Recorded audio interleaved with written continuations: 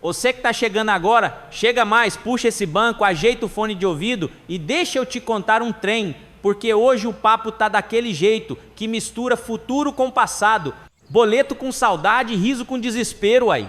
Hoje nós vai começar falando desse ano doido de 2026, esse ano que parece que já começou correndo, cheio de promessa, feriado, eleição, Copa, preço subindo e o brasileiro tentando sobreviver no meio desse furacão.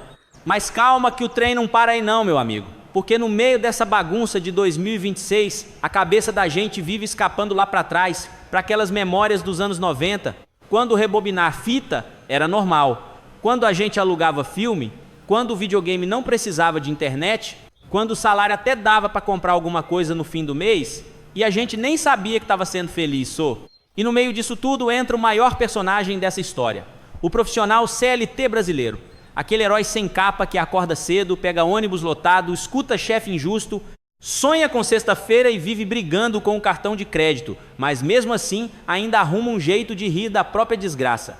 Então, hoje vai ter causo, vai ter piada, vai ter história absurda, vai ter aquele humor que parece bobo, mas bate direto no coração, porque é a nossa vida ali escancarada com exagero, ironia e gargalhada. E já aproveita, meu compadre, se inscreve no canal, deixa o like e comenta aí embaixo de que cidade você está assistindo, porque aqui nós não faz vídeo sozinho não, aqui é roda de conversa, igual boteco em dia de pagamento.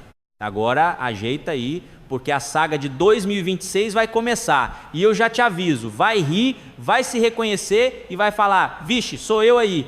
Rapaz, antes de falar de 2026, eu preciso fazer um desabafo coletivo aqui, porque todo brasileiro passou por isso, mesmo que não admita. O tal do ano de janeiro, janeiro não é mês, janeiro é estado emocional. Janeiro dura mais que sogra em visita longa. Janeiro começa dia 1 grau e quando você acha que já está perto do fim, olha no calendário e ainda é dia 7. Janeiro é aquele mês em que o salário acabou, o cartão estourou, o calor está criminoso, o ventilador só gira, mas não refresca. E o ar-condicionado virou artigo de luxo emocional. Janeiro é o mês em que o brasileiro percebe que fez promessa demais no Réveillon e planejamento de menos na vida real. Você começa janeiro falando, esse ano vai ser diferente. Dia 10 você já está falando, se sobreviver até março já tá bom. E aí, quando finalmente janeiro termina, o brasileiro não comemora carnaval não. Ele comemora o fim do trauma. Mas aí vem 2026... E meu amigo, 2026 não pede licença, ele passa voando. 2026, o ano que mal começou e já acabou. 2026 é aquele ano que você pisca e já está em setembro. Você pisca de novo e já tem gente falando, nossa, o ano passou rápido, né? Rápido nada. Você é que estava cansado demais para acompanhar. 2026 é um ano que vem com uma característica muito específica. Muitos feriados, mas pouco descanso. Porque feriado brasileiro não é descanso. Feriado brasileiro é logística. O feriado cai na quinta, a empresa fala. Sexta é ponto facultativo. Traduzindo, você não trabalha, mas paga depois. Aí você emenda, viaja, descansa mal, come demais, dorme pouco e volta mais cansado do que saiu. Tem feriado em 2026 que você só descobre que existiu quando alguém fala. Ué, mas ontem foi feriado. E você responde, foi, trabalhei igual. 2026 e a arte de não saber em que dia você está. Outro fenômeno de 2026 é o colapso do calendário mental. Você não sabe mais se é segunda ou quinta. Você só sabe se está cansado ou muito cansado. O brasileiro de 2026 mede o tempo assim. Antes do feriado, depois do feriado, perto do pagamento, longe do pagamento. Ninguém mais fala dia 14. A pessoa fala, isso foi antes do 5º dia útil. 2026 é o ano em que o relógio anda rápido, mas a vida continua pesada. Eleição em 2026, o esporte nacional do brasileiro. E claro, 2026 é ano de eleição. Ou seja, o Brasil entra oficialmente no modo debate eterno. Não importa se você gosta de política ou não, ela vai te achar. Ela aparece no grupo da família Bros. No churrasco, essa amido cozida no ponto de ônibus do Com. No comentário do vídeo de receita, até em vídeo de gato, sempre tem alguém que começa assim: não sou de falar de política, e fala por 40 minutos. Em 2026, todo brasileiro vira cientista político, economista, especialista em geopolítica 3 e técnico da seleção, tudo ao mesmo tempo.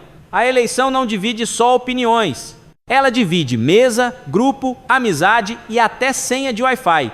Tem família que passa o ano inteiro sem se falar, mas se reúne no Natal fingindo que nada aconteceu. 2026 é o ano em que o brasileiro aprende uma lição valiosa. É melhor discutir futebol do que política. E no meio desse caos, tem Copa do Mundo. Agora segura essa parte, porque aqui o Brasil muda de personalidade. Chega a Copa do Mundo de 2026. E, meu amigo, não importa o caos, a crise, a eleição, o boleto, o calor, o trânsito. Quando tem Copa, o brasileiro vira outro ser humano. O brasileiro não pergunta: como está a economia? Ele pergunta: vai ser feriado no dia do jogo? A Copa une o país mais do que qualquer discurso. O vizinho que você não cumprimenta o ano inteiro vira meu parceiro de sofrimento. A camisa da seleção sai do fundo da gaveta, mesmo amassada, mesmo antiga, mesmo manchada de churrasco de 2014. O brasileiro coloca bandeira no carro, mesmo sabendo que o carro não aguenta mais nada. E aqui vai um aviso importante, que não é piada, é estratégia de sobrevivência. Na Copa de 2026, o Chicão vai estar com a coleção da Copa no botão da loja do canal. Camisa, bandeira, item para assistir jogo, para sofrer bonito e comemorar do jeito certo. Porque sofrer sem uniforme é sofrimento incompleto. A Copa não é só futebol. É ritual, é churrasco improvisado, é superstição. É gente que senta sempre no mesmo lugar porque da última vez deu certo. O brasileiro na Copa, um ser ilógico. Durante a Copa, o brasileiro vira técnico. Ele grita com a TV como se o jogador pudesse ouvir. Ele fala: era só tocar, como se tocar fosse fácil. E quando o Brasil ganha, eu sabia, sempre confiei. Quando perde, eu falei que isso não ia dar certo. O brasileiro nunca erra na análise. Ele só ajusta depois do resultado. 2026, o ano que todo mundo fala que não teve tempo para nada. No fim de 2026, todo mundo vai dizer a mesma frase: nossa, esse ano passou rápido demais.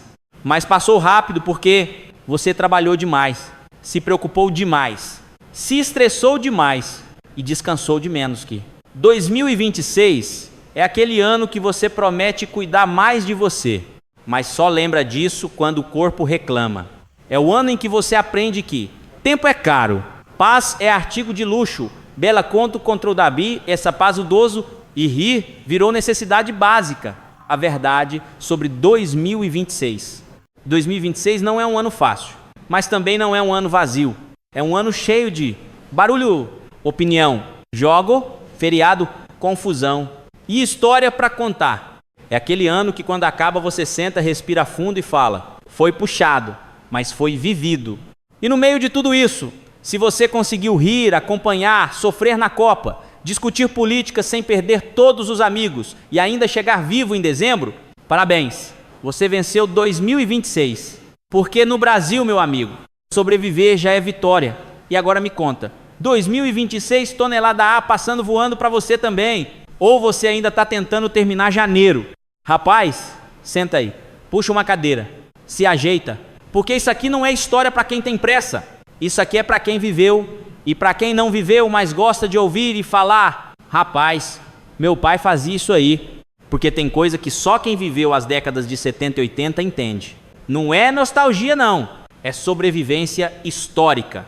Hoje o povo fala em infância raiz. Raiz nada. Aquilo era infância em estado bruto, sem filtro, sem Wi-Fi, sem trauma tratado, sem capacete emocional. A gente cresceu sem manual, sem tutorial, sem adulto olhando o tempo todo. E mesmo assim, a maioria sobreviveu. Meio torto, meio doido, mas sobreviveu. Quem nasceu nos anos 70 ou 80 não teve infância, teve treinamento para a vida. Começando pela casa. Casa de antigamente não tinha esse negócio de ambiente seguro. Tinha quina de mesa afiada, fio desencapado, panela quente, ferro de passar ligado, escada sem corrimão e uma frase clássica da mãe: não mexe nisso que dá choque. E você mexia, sempre mexia. Porque o ser humano aprende no sofrimento. A tomada não tinha proteção, tinha buraco. E o buraco chamava. Todo mundo da nossa geração já levou um choque tão grande que ficou pensando na vida por uns 3 segundos, olhando para o nada, refletindo se aquilo foi um aviso divino ou só burrice mesmo. E brinquedo? Brinquedo era o que tinha. Se ganhasse brinquedo de verdade, era Natal ou aniversário. E olhe lá, o resto do ano era criatividade no talo. Brinquedo era carrinho feito de lata de óleo, espada de madeira torta, bola de meia, estilingue, que hoje daria cadeia, e pipa feita com papel de pão e cola que grudava mais dedo que papel. A cola branca daquela época grudava até destino. E pipa. Ah, pipa era uma instituição. Linha cortante, normal. Cerol era praticamente tradição oral. Hoje falam, isso é perigoso. Perigoso era não saber correr quando a linha enroscava no fio de luz. Quem nunca ficou com o dedo todo cortado tentando salvar a pipa presa no poste não viveu infância, viveu intervalo. E televisão? Televisão era evento coletivo, não era essa coisa de cada um com sua tela. Era uma TV só, às vezes preto e branco, com imagem que dobrava, chuviscava, sumia, voltava, e alguém sempre levantava para bater do lado. Tá chuviscando, bate aí do lado. E batia com fé, com convicção, como se fosse ritual religioso. E funcionava? Ninguém sabe explicar, mas funcionava. Controle remoto era o filho mais novo. Levanta aí e muda de canal. Agora volta. Agora aumenta. Agora diminui. E se errasse, aprendia na marra. E os canais acabava cedo. Meia-noite passava hino nacional e chiado. É chiado. Um barulho que parecia a TV, pensando na própria existência. Hoje, se a internet cai 5 minutos, o povo entra em colapso emocional. Naquela época, se a TV saísse do ar, a gente simplesmente ia dormir. Ou ia ouvir rádio. Rádio era companhia. Rádio falava com você, contava história, dava notícia, tocava música ruim, música boa, música que hoje ninguém lembra o nome, mas sabe cantar o refrão inteiro. E telefone. Telefone fixo. Preso na parede, com fio enrolado que nunca desenrolava direito. E ligação era coisa séria. Não ligava à toa, não ligava sem motivo, e quando ligava alguém gritava da casa inteira, é pra você. E todo mundo ouvia a conversa. Privacidade era luxo europeu. E se fosse ligação interurbana, a casa inteira respeitava. Era quase cerimônia. Agora comida de antigamente tinha gosto. Arroz tinha cheiro, feijão tinha caldo grosso, carne era pouca, mas era carne. E o almoço era sagrado. Não tinha cada um come quando quer. Era todo mundo junto, no mesmo horário. E a frase clássica, levanta da mesa só depois de terminar. E você ficava lá, encarando aquele pedaço de verdura fria, tentando negociar com Deus para não precisar engolir aquilo. E leite? Leite vinha em garrafa de vidro, na porta, com tampinha colorida. E se alguém esquecesse de recolher, o gato resolvia. Café era coado no pano. Pano que não lavava direito, mas que dava gosto. Hoje o povo fala de café especial. Especial era não cair borra no copo. E escola? Rapaz, professor não explicava 2 vezes, explicava uma. Se não entendesse, problema seu. E castigo não era simbólico, era concreto.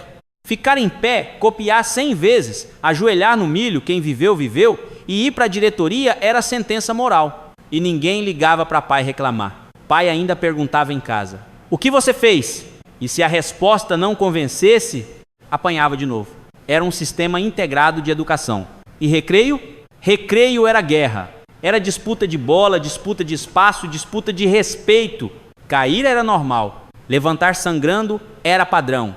E ninguém falava em trauma. Falava, para de chorar que passa. E passava. Ou não. Mas a gente seguia. E rua? Rua era território livre. A gente sumia de manhã e voltava à noite. Ninguém sabia onde você estava. E isso era normal. Vai brincar na rua. Mas onde? Na rua. E pronto. A rua educou mais gente que muito curso. Aprendia a correr, negociar, fugir, dividir, perder, ganhar e mentir quando precisava. E quando escurecia, a mãe gritava o nome da rua inteira. Chicana não. E você ouvia de longe. Era tipo GPS sonoro. E se fingisse que não ouviu, a próxima chamada vinha com promessa de surra. E a gente corria. Hoje o povo cria filho com agenda. Naquela época, criava com confiança e chinelo. E chinelo era arma de precisão. Não precisava acertar, só ameaçar. E o barulho do chinelo levantando já causava arrependimento imediato. E dormir? Dormia cedo, dormia quente, dormia com ventilador que parecia helicóptero desgovernado. Cobertor no verão porque vento faz mal. E mosquito? Mosquito era parte da experiência. Repelente era fumaça. Espiral, que deixava a casa com cheiro de velório. Mas ninguém reclamava. A gente aceitava a vida como ela vinha, porque nos anos 70 e 80 o mundo não pedia licença. Ele acontecia e a gente se virava. Hoje o povo tem tudo, mas não tem história. A gente tinha pouco, mas tinha causo. Causo de cair, de errar, de apanhar, de rir, de sobreviver. E é por isso que quando alguém da nossa geração começa a contar a história, ninguém interrompe, porque sabe que vem coisa boa. Vem exagero honesto, vem memória viva, vem riso com fundo de verdade. E no final sempre vem a frase: hoje não pode mais isso, né? Não pode mesmo, mas também hoje ninguém vive isso. E é por isso que a gente lembra, e conta, e ri. Porque quem viveu os anos 70 e 80 não tem só saudade, tem história suficiente para uma vida inteira. Ô, compadre, se você chegou até aqui, vixe, é porque esse trem tá bom demais, né não? Então já faz o favor, deixa o like, se inscreve no canal e comenta aí embaixo, nem que seja só um ai para ajudar esse vídeo a chegar em mais gente. E ó, aproveita também para dar uma passada na loja do Chicão aqui no canal, que tem um monte de coleções de produto, tudo escolhido no capricho pro povo daqui. Coisa útil, coisa divertida, coisa que combina com a nossa vida. Depois volta pra cá que a prosa ainda tá só começando. Rapaz, senta aí, ajeita essa cadeira dura, pega um café ralo porque açúcar tá caro, que hoje eu vou contar a maior saga da vida moderna brasileira. A vida do trabalhador CLT. Porque ser CLT não é profissão, é estado de espírito, é filosofia de vida, é resistência emocional, é quase uma religião, só que sem promessa de paraíso no fim. Ser CLT é acordar todo dia com o despertador tocando antes do sol nascer e pensar: quem foi o corno que inventou manhã? O corpo tá na cama, mas a alma já saiu faz tempo, foi direto pro ponto de ônibus reclamar da vida. O despertador, o maior inimigo do CLT. O despertador do CLT não toca, ele ofende. Ele toca assim, pi, pi, pi, pi, pi. Parece que ele fala: levanta, vagabundo, o boleto não se paga sozinho. E o pior, você acorda cansado antes de trabalhar. Como é que pode isso? A pessoa dorme 6, 7 horas e acorda pior do que quando deitou. É porque o sono do CLT não é descanso, é carregamento incompleto. Você acorda em 32%. A rotina matinal do sofrimento. Acorda correndo, toma banho rápido porque o gás também tá caro, se veste igual soldado indo pra guerra, come qualquer coisa que pareça café da manhã e já sai reclamando. O espelho ainda tem coragem de mostrar sua cara inchada, olho pequeno, cabelo rebelde. O espelho olha e fala: você não vai aguentar hoje. E você responde: não aguento faz anos, mas tô indo mesmo assim. O transporte. A primeira prova de fé, aí vem o transporte, ônibus, metrô, trem, carona, pé, tudo igual. Lotado, atrasado e estressante. O ônibus do CLT não anda. Ele se arrasta igual a esperança do trabalhador. E sempre tem aquele sujeito que entra com mochila enorme e vira o corpo de uma vez, acertando todo mundo.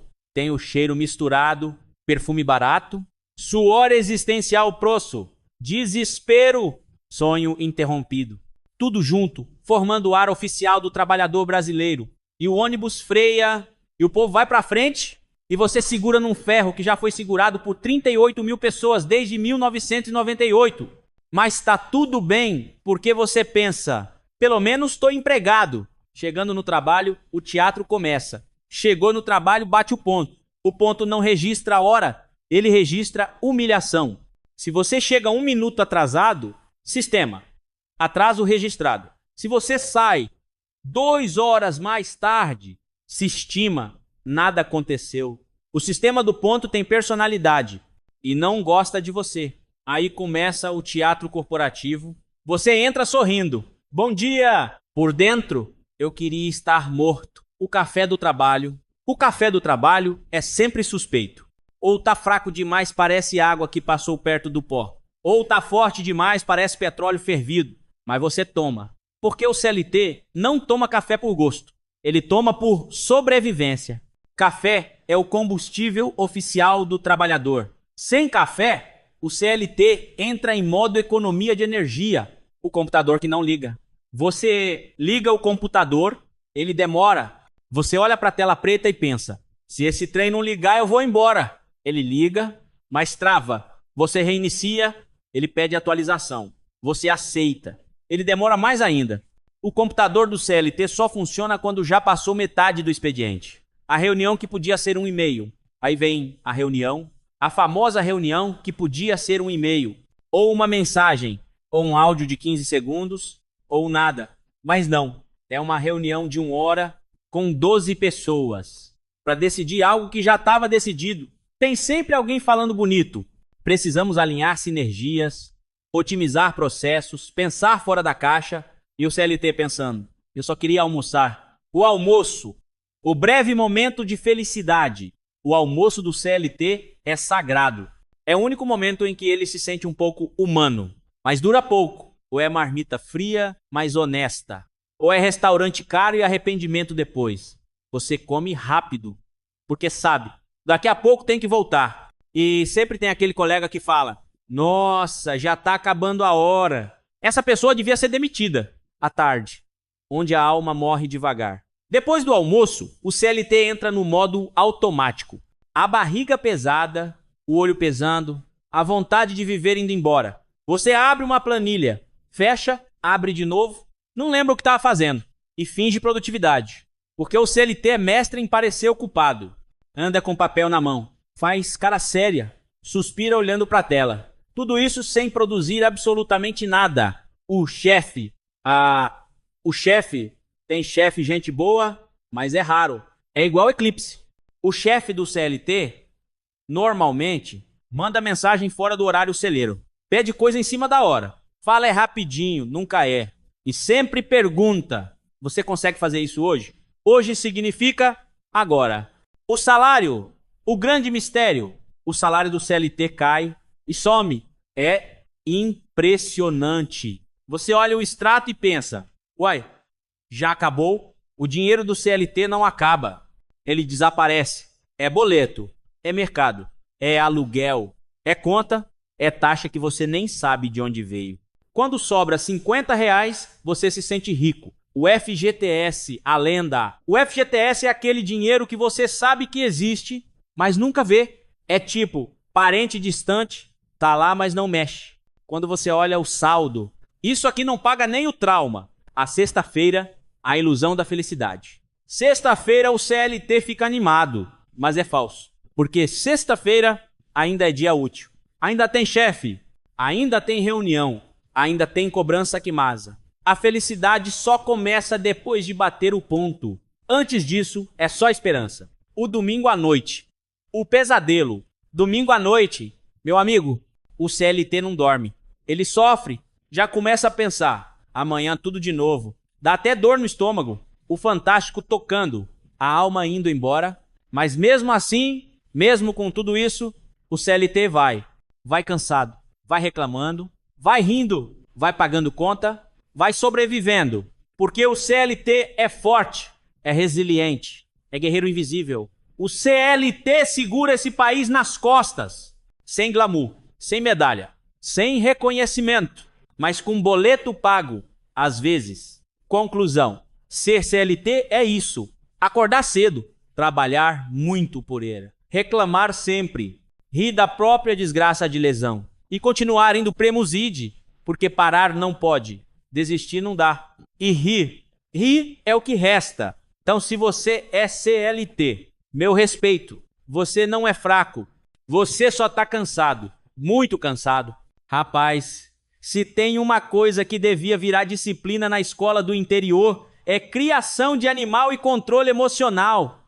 Porque vou te contar, criar bicho não é só criar. Não. É entrar num acordo silencioso com o caos. Porque quem mora na roça acha que criar animal é simples. Ah, é só dar comida e pronto. Pronto nada. Criar animal é convivência diária com traição, teimosia, drama, prejuízo financeiro e humilhação pública. E o pior, o caipira cria animal achando que é dono, quando na verdade é funcionário. Funcionário sem salário, sem férias e sem direito a reclamar. E tudo começa com aquela frase clássica que já destruiu famílias inteiras no interior. Vou pegar só uns bichinhos para criar. A galinha. O animal mais desorganizado da face da terra. Vamos começar pela galinha. A galinha é o símbolo da promessa quebrada. O caipira compra a galinha pensando: agora vai ter ovo todo dia. Ilusão pura. A galinha entra em greve sem aviso prévio. Um dia bota ovo. No outro, some com o ovo. No outro, senta em cima e não deixa ninguém chegar perto. E quando bota ovo, bota onde não deve. Nunca é no ninho. Nunca. O ninho pode ser de madeira boa, limpinho, protegido da chuva. A galinha ignora. Ela prefere do carro ou o carro do carro, dentro do mato 2, atrás do botijão de gás, no meio da estrada, em cima do saco de ração. E se você acha o ovo, ela ainda fica brava. Te olha com aquela cara de: isso aí não é seu não. E quando resolve chocar, meu amigo, a galinha vira uma entidade agressiva. Você chega perto, ela infla, cresce, vira o satanás de pena. Bica, corre atrás, faz escândalo. Uma galinha de 2 quilos com coragem de um leão. E o pintinho? Rapaz, pintinho nasce pra morrer. É a criatura mais frágil já criada. Some, desaparece, evapora. Você compra 10, cria 7, encontra 5, enterra 3 e termina com 2. E ninguém nunca sabe como morreu. Ah, deve ter sido frio. Foi pisado. Foi gato. Foi cobra. Foi o vento. Sempre tem um culpado genérico. O porco, a máquina de comer e julgar. Criar porco é lidar com um animal que te olha como se estivesse decepcionado com você o tempo todo. O porco nunca está satisfeito. Nunca. Você dá comida, ele come e olha. Você passa, ele olha. Você atrasa a comida 5 minutos, ele grita como se estivesse passando fome há 3 gerações. O porco reconhece horário melhor que relógio suíço. Deu 5 da tarde e ele começa o escândalo. Ué-do. E quando chove, ele olha pra você como quem diz: e a cobertura? Sou hóspede ou sou bicho? Mas o pior momento é o dia da engorda. O caipira olha pro porco e fala: agora você tá bom. O porco entende. Ele sabe. Ele sente no ar. E aí começa a fase psicológica. Ele fica mais quieto, te observa, te julga. E quando chega o dia, rapaz, não tem caipira que não fique com dó. O mesmo bicho que você xingou por comer demais vira: ah, mas ele era manso. Mentira. Era folgado. A vaca, a dona da fazenda. A vaca não é animal. A vaca é autoridade. Ela faz o que quer, na hora que quer, do jeito que quer. Se não quiser entrar no curral, não entra. Se não quiser sair, não sai. E ordenhar vaca é um teste de fé. Você senta, começa a tirar o leite, ela levanta o pé, derruba o balde, olha pra você, mastiga, segue a vida. Você tenta de novo, ela caga no balde e quando chuta, meu amigo, é um chute estratégico, cirúrgico. Nunca é pra frente, é sempre pro lado exato onde está o leite. E a vaca sabe se você está com pressa. Nesse dia, ela resolve não soltar leite, deitar, dar, coçar, olhar pro nada. E o bezerro? O bezerro mama escondido. Você chega cedo para ordenhar e descobre: esse trem já mamou. Mamou quando? Onde? Como? Mistério. O bode e a cabra. O caos em forma de chifre. Criar cabra e bode é aceitar viver sem cerca em bom estado. Porque bode atravessa qualquer coisa. Tela? Passa. Cerca? Passa. Portão fechado? Passa. O bode não pula cerca. Ele atravessa por teimosia. E ele come tudo. Tudo. Não escolhe. Roupa no varal. Plástico. Papel. Tampa. Planta. Documento. E o bode sempre escolhe a planta mais cara. Nunca come o mato. Come a muda recém-plantada. E o cheiro... Meu Deus! O bode chega antes dele mesmo. O cheiro avisa. E quando fica bravo, corre atrás. Sem motivo. Só por esporte. O cachorro da roça, o traidor afetivo, o cachorro do interior não é cachorro. É vigia seletivo. Ele late pra vizinho, criança, galinha, sombra, saco plástico. Mas não late pro ladrão. Com o ladrão ele faz amizade. E o cachorro tem preferência alimentar. Você compra ração, ele prefere resto. Você dá resto, ele quer ração. E dorme onde? Na porta, bem onde você vai passar a noite. O gato, o ser superior, O gato da roça não pertence a ninguém. Ele apenas aceita morar ali. Ele caça rato, mas traz o rato vivo para dentro de casa. Como presente, ele some dias, volta como se nada tivesse acontecido e te olha como se você estivesse invadindo o território dele. O pato, o animal sem noção. O pato não sabe andar, não sabe correr, não sabe voar direito. Ele cai, tropeça, some, volta sujo e dorme onde não deve. Sempre o cavalo. O investimento que julga. Criar cavalo é manter um animal caro que te analisa. O cavalo sente medo. Se você está nervoso, ele fica nervoso. Se você não sabe montar, ele sabe e derruba com classe. E quando foge, corre quilômetros. Sempre para longe, nunca para casa. Conclusão caipira. Criar animal não é hobby, é vocação, é teste psicológico, é convivência com o imprevisível. O caipira cria bicho reclamando, mas se ficar sem, sente falta, porque no fundo é isso que faz a roça ser roça. Barulho, a confusão, sujeira dodo, trabalho, história para contar. E quem nunca correu atrás de galinha, nunca discutiu com vaca, nunca xingou bode, nunca procurou pintinho, nunca levou coice emocional, não viveu o interior de verdade. E vou te falar, reclamo, mas se me tirar meus bichos, eu reclamo mais ainda, porque a vida do caipira é essa, cheia de bicho, cheia de caos e cheia de riso no meio da bagunça. E agora me diz, qual animal já te deu mais prejuízo aí? Rapaz, senta aqui que hoje a história é tão grande que até parece romaria. Esse caos eu conto com vergonha, mas também com orgulho, porque poucas pessoas sobreviveram a um passeio desses com tanta dignidade. Aliás, dignidade é até exagero, porque eu perdi ela logo nos primeiros 5 minutos do shopping. E já vou avisando, shopping não foi feito pra gente do interior. Shopping foi feito pra gente que anda com o cabelo arrumado, roupa que não amassa, perfume caro, passo firme, cartão de crédito preparado. Nós é do tipo que carrega chaveiro de pombo, carteira gasta, dinheiro dobrado 3 vezes no bolso e ainda esfrega a sola da bota antes de entrar para não parecer tão fora do ambiente. Mas um dia acordei com aquela audácia que só quem nasceu teimoso tem. Pensei, vou no shopping hoje, só para ver como é que é a vida da alta sociedade. Falei isso para um amigo meu e o camarada arregalou o olho igual cabrito vendo trovão. Eu vou junto, quero ver esse trem bonito por dentro. E foi aí, minha gente, que começou a novela. O primeiro portal do inferno. A gente saiu cedo, achando que ia ser tranquilo. Chegamos no estacionamento e eu vi umas placas que pareciam um código secreto de sociedade iluminista. Azul 9, Verde Norte 4, Estrela do Sol, Pinha Laranja, Alatrevo, Setor Galáxia 02. Eu fiquei olhando e pensando, uai, será que estacionei o carro ou tô jogando dominó com GPS? Achamos uma vaga longe, mas tão longe que eu duvido que aquele lugar pertence ao shopping. Devia ser outro bairro ou outra dimensão. Desci do carro e falei, vamos marcar esse lugar aqui. Meu amigo olhou a placa e disse, rapaz, tira foto não, faz um X no chão com pedra, igual a gente faz na roça. Eu falei, acha que dá tempo do X sobreviver nesse lugar aqui? O povo só falta passar com um caminhão dentro do estacionamento. Ele concordou calado. O ar-condicionado de alma gelada. Entramos no shopping. No primeiro passo, o ar-condicionado bateu na minha cara igual tapa de fantasma. Eu até gelei por dentro. Esse povo do shopping não usa ar para refrescar, não. Usa ar para congelar os sentimentos da gente. Minha espinha até fez barulho. Meu amigo abraçou os braços e falou, parece que nós entrou dentro de um freezer de sorveteria.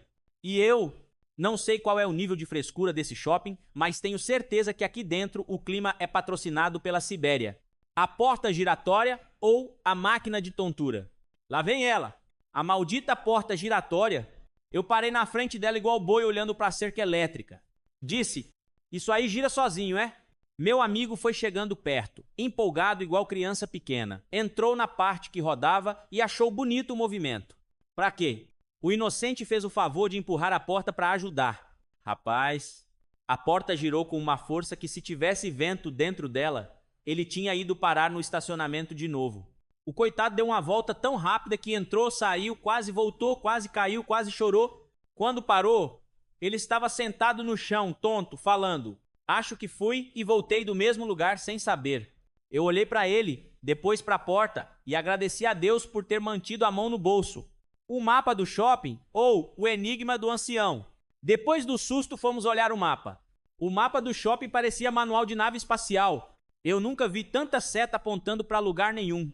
Para achar a praça de alimentação, estava escrito assim: Ala Oeste, corredor L2, piso solar próximo ao Jardim Sensorial, em frente à escultura Zen.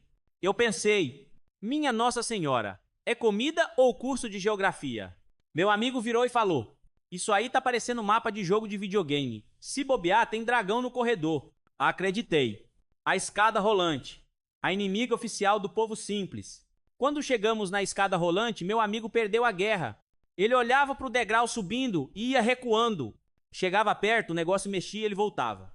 Parecia que estava dançando com a escada. Depois de uns 5 minutos criando coragem, ele pisou. E claro, pisou errado. O degrau puxou o pé dele, ele deu 3 passadinhas rápidas, igual pinto com as pernas fininhas, e gritou: Me segurar! Eu estava ocupado demais rindo. Quando chegou lá em cima, ele tropeçou, caiu ajoelhado e disse: Preferia subir aquele morro da roça do que encarar isso aqui outra vez. A loja de perfume. Lágrimas do destino. Entramos numa loja de perfume. Eu já sabia que ia dar errado, porque vendedor de loja de perfume não vende produto, ele atira fragrância. A moça chegou com um sorriso enorme. Quer conhecer uma fragrância nova? Antes de eu responder, ela tacou, puf, um perfume no meu braço. Mas rapaz, o cheiro subiu igual espírito saindo do corpo. Meu olho lacrimejou, minha visão embaçou e eu fiquei sentindo odor de madeira, cara, que nunca vi na vida. Meu amigo quase espirrou a alma pra fora. Perguntei o preço. Quando ela disse, eu senti minha conta bancária cair da cadeira, gritar e pedir socorro. O capítulo 7, Loja de Eletrônicos. O encanto do caipira moderno. Aí fomos na loja de TV. Tinha televisão maior que porta de igreja. Coisa absurda. Chegou o vendedor todo empolgado. Essa TV tem 8K, inteligência artificial, fusão quântica, processador neural. Meu amigo, sem entender nada, perguntou: E pega Globo Rural? O vendedor congelou. Eu quase caí no chão. A guerra pela sobrevivência. Na hora da fome, fomos pra praça. Parecia festa, briga, reunião, parque, zona de guerra, tudo ao mesmo tempo. Criança correndo, gente brigando por mesa, gente comendo igual nunca viu comida na vida. Olhei os preços. Uma água por R$8. Eu pensei, com R$8 no interior, eu compro 3 garrafas, uma sacola de pão e ainda sobra pra bala. Meu amigo comprou um hambúrguer. Na foto lindo. Na bandeja, parecia que alguém tinha sentado em cima. Ele olhou e disse: Isso aqui alimenta nem minha vontade de comer. Capítulo 9. O labirinto do retorno. Depois de comer, fomos tentar voltar pro carro. Só que shopping não deixa você ir embora. Shopping te prende psicologicamente. Andamos para um lado, voltamos pro mesmo corredor. Andamos para outro, voltamos pro mesmo corredor de novo. Era tudo igual. Meu amigo já estava se despedindo da vida. Acho que nós mora aqui agora. Eu mesmo já estava suando frio. O capítulo 10. O segurança, o guia místico. Achamos um segurança. Falei para ele onde tínhamos estacionado. Ala Verde P3 Estrela do Sul Laranja 7. Sabe onde é? O homem travou uns segundos, respirou fundo e deu instrução que parecia missão de videogame. 2 elevadores para baixo, rampa esquerda. Ala vermelha. Corredor cinza, segue a seta. Pensei, meu Deus, será que o estacionamento fica no subsolo do planeta? Capítulo 11, a glória. Achamos o carro. Depois de rodar mais meia hora, achamos. Eu quase abracei o carro, mas lembrei que tinha sensor e alarme. Meu amigo disse, shopping é igual sogra, visita uma vez por ano e olha lá. Assinei embaixo. 12. A filosofia do caipira sobre shopping. Cheguei em casa e percebi. Shopping é assim, frio de filme de terror, escada perigosa, comida, cara, gente apressada, vendedor com mira laser para te empurrar produto, mapa que confunde até a alma té, estacionamento digno de prova de coragem e mesmo assim, rende história. E história boa, daquelas que a gente conta rindo depois, mas na hora só quer ir embora. Do final, chamada pro povo. Agora me diz você, quem aí já passou perrengue no shopping? Quem já brigou com escada rolante? Quem já pagou 8 conto numa água e saiu traumatizado? Quem já se perdeu e jurou que ia morar lá dentro? Então faz o seguinte, deixa o like, comenta seu caso, se inscreve, ativa o sininho, que aqui todo dia tem história boa, história sofrida e história que faz a gente rir da própria vida. Rapaz, senta aí, puxa um banquinho, ajeita a coluna e prepara o ouvido, porque hoje o caos é grande. Hoje eu vou falar de um negócio sério, profundo, cultural, histórico e totalmente desorganizado.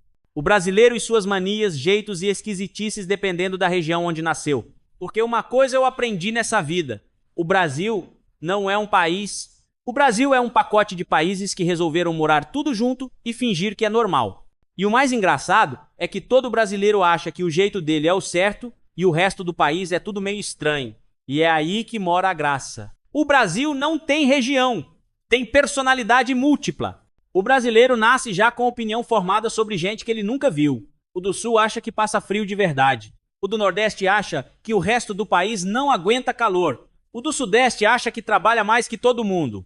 O do Norte acha que ninguém sabe onde ele mora. E o do Centro-Oeste acha que tudo se resolve com boi, soja e estrada reta. E todo mundo tá errado e certo ao mesmo tempo. Nordeste, o povo que ri da desgraça com orgulho. Começando pelo Nordeste, que já nasce preparado para a vida difícil, o nordestino não reclama, ele narra o sofrimento com humor. Se tá calor, ele não fala tá quente. Ele fala, rapaz, hoje o sol acordou nervoso. Se falta água, não é crise, é rotina histórica. E o mais impressionante, ninguém sofre mais e ninguém ri mais. Nordestino conta tragédia rindo, gesticulando, fazendo piada no meio do caos. Foi ruim? Foi. Doeu? Doeu. Mas sobrevivemos, né? E comida, nordestino não come. Se prepara pra guerra. Cuscuz com tudo. Tudo com farinha. Farinha com farinha. Se não tiver mistura, não tem problema. Farinha mais conversa resolve. E tem uma coisa que só nordestino entende. A arte de chamar os outros de apelido carinhoso que parece xingamento. Ô peste. Ô desgrama. Cabra safado. Tudo isso dito com amor. Norte, o povo que todo mundo acha que mora na floresta. Agora vamos pro norte, a região mais injustiçada do Brasil. O povo acha que todo mundo lá mora no meio da Amazônia, abraçado com jacaré, sem internet. Pergunta clássica, mas aí tem shopping? Mas aí tem Wi-Fi? Mas aí tem estrada? Tem sim, meu filho. Só tem também rio, barco e calor psicológico. No norte, transporte é conceito flexível. Pode ser ônibus, pode ser carro, pode ser barco. E às vezes tudo junto. E o calor? O calor do norte não é físico, é espiritual. Você sua parado, sua pensando, sua respirando. E ninguém liga. Camisa molhada? Normal. Testa brilhando? Padrão. Ventilador fazendo barulho de helicóptero velho? Essencial. E a comida? Ah, a comida do norte assusta quem não conhece. O brasileiro médio olha e pensa, isso aí é comida ou experimento? Mas depois que prova, fica calado, mastigando, respeitando. Tacacá não é sopa, é prova de coragem. Onde tudo é longe, grande e reto. Centro-Oeste é outra realidade. Lá, distância não se mede em quilômetros. Se mede em horas dirigindo reto sem ver nada. É longe? Não, só umas 3 horas. 3 horas indo pra frente, sem curva, sem subida, sem emoção. E tudo é grande. Estrada grande, fazenda grande. Churrasco grande, chapéu grande, silêncio grande. E o pessoal é tranquilo, tranquilo demais. Não tem pressa, não tem gritaria. Tudo se resolve na conversa ou no churrasco. Se deu errado, alguém fala. Depois a gente vê isso aí. E depois, ninguém vê. Sudeste, o povo com pressa até para descansar. Agora o Sudeste, a região do estresse elegante. Sudestino anda rápido. Fala rápido, come rápido. Reclama rápido, tá sempre atrasado, mesmo saindo adiantado. E tem uma coisa impressionante. O sudestino reclama do trânsito dentro do trânsito, como se isso fosse novidade. Nossa, hoje tá trânsito. Todo dia, meu filho, todo santo dia. E o trabalho? Trabalhar é identidade. Se você pergunta, tudo bem? O sudestino responde, correria, mesmo parado. E café? Café no Sudeste não é bebida, é combustível emocional. Não tem vamos tomar um café, tem vamos sobreviver até o próximo café. Sul, O povo que tem clima, opinião e churrasco. E o Sul? Ah, o Sul é um capítulo à parte. O sulista acorda e olha o tempo antes de decidir quem ele é naquele dia. Hoje tá frio. Frio pra quem? 2 graus acima de zero. Mas eles sentem frio com orgulho. Aqui, o inverno é de verdade. E tudo é motivo para discussão. Clima, futebol, carne, política, carne de novo, churrasco, carne outra vez. Churrasco no Sul não é refeição, é religião. E existe uma regra sagrada. Quem mexe na carne sem permissão é expulso da roda. O mais engraçado, todo mundo se acha normal. O melhor do Brasil é isso. Ninguém se acha estranho. Estranho é sempre o outro. Como assim você chama pão francês de cacetinho? Como assim você chama de pão de sal? Como assim você chama de pão careca? É o mesmo pão, meu povo. Só muda a briga. A casa brasileira muda, mas o caos é o mesmo. Não importa a região, toda casa brasileira tem uma cadeira que ninguém senta, um copo que não combina com nenhum outro mais, um pano que ninguém sabe se é de prato ou de chão, uma tomada disputada por 5 aparelhos maisena, uma conversa alta, atravessando a casa inteira e ó, isso é patrimônio nacional. No fundo, todo mundo é igual. No fim das contas, o brasileiro é tudo parecido. Todo mundo reclama, todo mundo ri, todo mundo improvisa, todo mundo se vira. Não importa se é no sertão, na capital, na floresta, no litoral ou no meio do nada. Se faltar alguma coisa, alguém dá um jeito. Se der errado, vira história. Se der certo, ninguém entende como. E essa é a graça. Conclusão. O Brasil é bagunçado, exagerado, contraditório, barulhento, quente, confuso, mas é nosso. Aqui ninguém passa aperto sozinho. Sempre tem alguém para rir junto. E se o brasileiro não souber fazer alguma coisa, ele inventa. Se não der certo, ele conta depois rindo. Porque no Brasil, meu amigo, a vida pode até ser difícil, mas a resenha é garantida. E isso não tem em lugar nenhum do mundo. Rapaz, senta aí, puxa um banquinho, ajeita o chapéu e prepara o ouvido, porque hoje o caos é dos grandes. Hoje eu vou falar de uma das tradições mais sagradas do interior brasileiro, os rolos. Rolo não é troca simples, não. Troca simples é dinheiro por mercadoria. Rolo é filosofia de vida, é matemática criativa, é engenharia social aplicada à gambiarra. É quando ninguém sabe exatamente quem ganhou, quem perdeu, mas todo mundo sai contando vantagem. Porque no interior não se compra coisa. No interior se troca, se negocia, se embola, se enrosca e no fim se sai devendo favor. E o mais bonito do rolo não é o objeto, é a história que vem junto. Toda negociação começa igual missa. Não, mas eu nem estava pensando em trocar. Essa frase é mentira universal. Quem fala isso já pensou em trocar desde a semana passada. O sujeito chega, olha o trem do outro, dá uma volta em volta, coça o queixo, chuta o chão, suspira fundo e solta.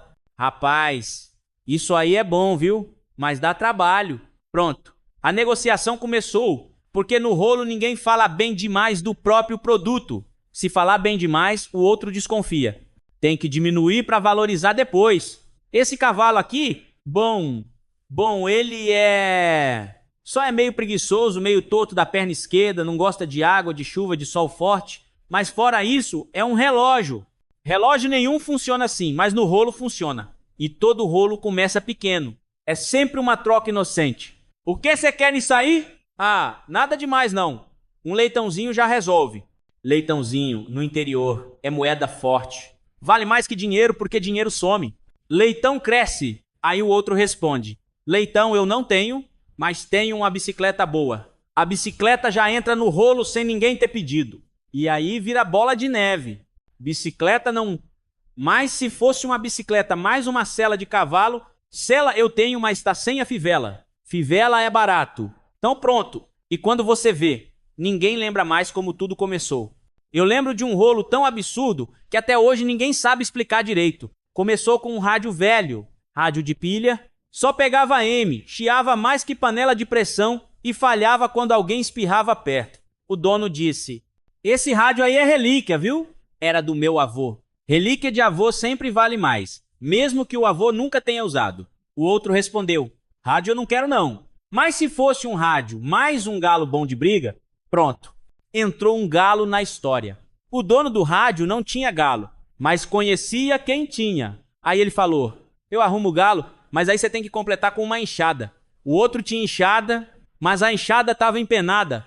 Essa enxada aqui trabalha sozinha, viu? Você bate no chão e ela já vai. Mentira, mas falada com convicção. No fim da semana, o rádio virou. Um galo, uma enxada, meio saco de milho, uma promessa de ajuda na colheita no sigo e uma dívida de pinga pro mês seguinte. E ninguém saiu achando que perdeu, porque no rolo ninguém perde. Todo mundo ganha na narrativa. Outra coisa importante do rolo, tempo. Rolo nunca é resolvido rápido. Se resolver rápido, desconfia. Tem rolo que começa hoje e termina no mês que vem. E no meio entra parente, entra vizinho, entra cunhado, entra até quem não foi chamado.